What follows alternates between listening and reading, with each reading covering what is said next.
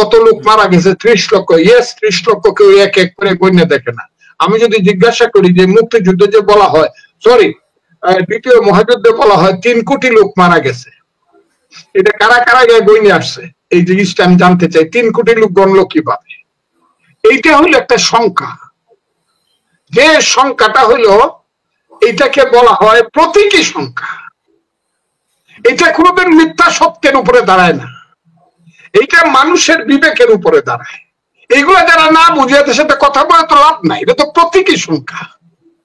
হইতে পারে 30 লক্ষ না হইয়া 29 লক্ষ 95,000 বা 30 লক্ষ 5,000, একটা সংখ্যা হইতে পারে, কিন্তু 30 লক্ষটা হলো বাংলাদেশের মুক্তিযুদ্ধের প্রতীকী সংখ্যা, এবং 3 কোটি হলো দ্বিতীয় মহাযুদ্ধের প্রতীকী। ওইটা তো কেউ প্রশ্ন তুলে না যে না আমরা 3 কোটি মানি নাই, আমরা মারছি 2.5 কোটি বা 2.5 লাখ।